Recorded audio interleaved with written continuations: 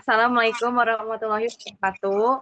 Perkenalkan, nama saya Angelina Azara dengan NIM 64221018 dan rekan saya. Muhammad Haddad Haikal Ahmad dengan NIM 64220583.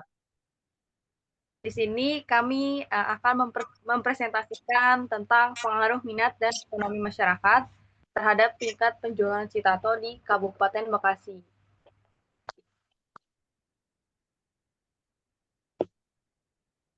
Untuk pertama ada latar belakang. Minat beli adalah kecenderungan atau ketertarikan konsumen untuk melakukan pembelian suatu produk yang mencerminkan niat dan kesiapan konsumen dalam mengambil keputusan pembelian. Pemahaman terhadap kondisi ekonomi masyarakat menjadi aspek penting dalam merancang strategi pemasaran yang efektif, khususnya dalam menyesuaikan harga, promosi, dan distribusi produk agar sesuai dengan kemampuan dan kebutuhan konsumen. Pemahaman yang mendalam mengenai pengaruh, minat, dan kondisi ekonomi masyarakat terhadap tingkat penjualan Citato menjadi sangat penting untuk merumuskan strategi pemasaran yang efektif dan berkelanjutan. Untuk selanjutnya ada rumusan masalah. Yang pertama, bagaimana pengaruh minat beli konsumen terhadap tingkat penjualan produk Citato di Indonesia. Untuk yang kedua, sejauh mana kondisi ekonomi masyarakat memengaruhi tingkat penjualan produk Citato. Yang ketiga, bagaimana interaksi antara minat beli dan kondisi ekonomi masyarakat dalam menentukan tingkat penjualan Citato. Untuk yang terakhir, yang keempat, faktor-faktor apa saja yang paling dominan memengaruhi keputusan pembelian konsumen terhadap produk Citato. Tujuan penelitian. Yang pertama, menganalisis pengaruh minat beli konsumen terhadap tingkat penjualan produk Citato. Untuk yang kedua, menilai pengaruh kondisi ekonomi masyarakat terhadap tingkat penjualan produk Citato. Yang ketiga, mengidentifikasi hubungan dan interaksi antara minat beli dan kondisi ekonomi masyarakat dalam memengaruhi tingkat penjualan Citato. Untuk yang terakhir, memberikan rekomendasi strategi pemasaran yang efektif berdasarkan hasil analisis pengaruh minat dan kondisi ekonomi masyarakat untuk meningkatkan penjualan Citato. Untuk selanjutnya ada analisis dan uji hipotesis. Untuk yang pertama ada uji kualitas data, yaitu uji validitas dan uji rehabilitas. Yang kedua ada uji asumsi. Yang pertama ada uji normalitas data. Yang kedua ada uji multikolineritas. Yang ketiga ada uji heterokedesitas. Dan yang selanjutnya ada uji hipotesis, yaitu uji regresi linear berganda, uji T, uji F, dan yang terakhir ada koefisien determinasi R2. Untuk yang pertama ada analisis data, yang pertama uji validitas. Berdasarkan tabel di samping, nilai R hitung lebih besar daripada nilai R tabel. Hal ini diartikan bahwa data yang digunakan valid. Yang pertama pengaruh minat X1, X1.1 untuk nilai R hitungnya 0,648 dan untuk R tabelnya itu 0,282. Kesimpulannya di sini bahwa hasilnya valid karena R hitung lebih besar daripada R tabel. Begitupun seterusnya di sini pada valid semua. Lanjut untuk uji reliabilitas berdasarkan tabel di samping nilai R hitung lebih besar daripada nilai R tabel. Hari ini diartikan bahwa data yang digunakan valid. Pengaruh minat X1 alpha crown batch-nya 0,810 yang berarti reliable. Lanjut untuk uji asumsi, uji normalitas datanya. Untuk regression standar residual, gambar di atas menunjukkan bahwa titik-titik yang menyebar di sekeliling garis diagonal serta penyebarannya mengikuti arah garis diagonal. Ini menunjukkan bahwa hasil ujinya terdistribusi normal. Kemudian untuk tabel di samping, tabel histogram, kurva yang dihasilkan membentuk lonceng di mana tidak ada kemelencengan baik dari sisi kanan maupun sisi kiri. Lanjut uji multikolineritas. Berdasarkan hasil uji multikolinearitas, dapat dilihat nilai toleransi variabel X1 dan X2 sebesar 0,860 lebih besar daripada 0,1. Kemudian nilai VIF variabel X1 dan X2 sebesar 1,162 kurang dari 10.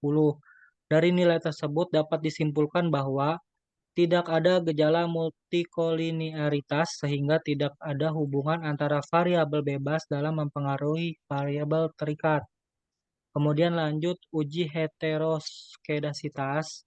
Berdasarkan hasil uji heteroskedasitas yang dapat pada nilai signifikan di mana variabel X1 memiliki signifikan 0,198 dan variabel X2 memiliki nilai signifikan 0,776 dan kedua variabel tersebut merupakan lebih besar dari 0,05 sehingga dapat disimpulkan bahwa tidak ada gejala heteroskedasitas atau sampel penelitian ini bersifat homogen. Kemudian lanjut uji hipotesis. Yang pertama, uji regresi linier berganda. Di sini hasilnya Y sama dengan 3,412 ditambah 0,262 yaitu X1 ditambah 0,412 yaitu X2. Untuk interpretasinya, jika terdapat penambahan satu satuan pengaruh minat, yaitu X1, dan ekonomi masyarakat, yaitu X2, konstan, maka penjualan Citato, yaitu Y, akan bertambah sebesar 0,262. Kemudian, jika terdapat penambahan satu satuan ekonomi masyarakat, yaitu X2, dan mempengaruhi minat X1, konstanta, maka penjualan Citato, yaitu Y, akan bertambah sebesar 0,412. Kemudian yang terakhir, jika pengaruh minat X1 dan ekonomi masyarakat X2 konstan, maka penjualan Citato sebesar 3,412. Yang lanjut, uji T. Nilai T hitung pada variabel X1 sebesar 1,742 lebih kecil dari nilai T tabel 2,03452 dan signifikan 0,05. Dengan hal ini dapat disimpulkan bahwa variabel X1 berpengaruh negatif dan tidak signifikan terhadap variabel Y.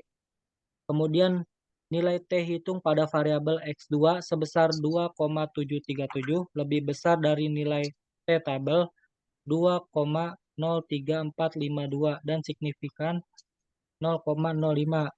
Dengan hal ini dapat disimpulkan bahwa variabel X2 berpengaruh positif dan signifikan terhadap variabel Y. Lanjut uji F. Nilai F hitung sebesar 8,188 lebih besar daripada F table yang sebesar 3,28. Hal ini menunjukkan bahwa seluruh variabel bebas X1 dan X2 berpengaruh simultan terhadap variabel terikat, yaitu variabel Y. Untuk selanjutnya ada uji hipotesis, uji koefisien determinasi. Pada kolom R, terdapat nilai sebesar 0,582 yang menunjukkan kolerasi yang cukup kuat antara variabel independen atau X1 dan X2 dengan variabel dependen Y.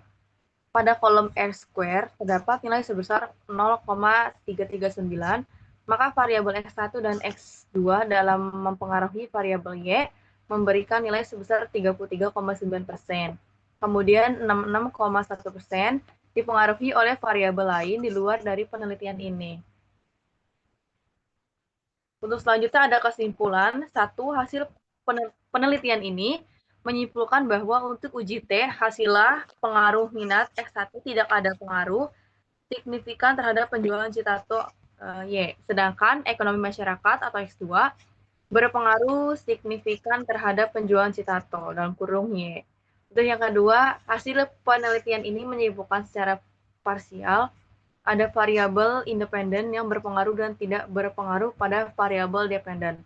Untuk yang terakhir, hasil penelitian ini menyimpulkan bahwa seluruh variabel bebas X1 atau X2 berpengaruh simultan terhadap variabel terkait, yaitu Y. Selanjutnya untuk saran, perlu melakukan pengujian kembali dengan sampel yang tepat. Disarankan untuk mengambil sampel yang pernah membeli produk Citato agar hasilnya lebih general dan akurat. Sekian presentasi dari kelompok kami. Mohon maaf ya ada kesalahan kata. Wassalamualaikum warahmatullahi wabarakatuh. Terima kasih.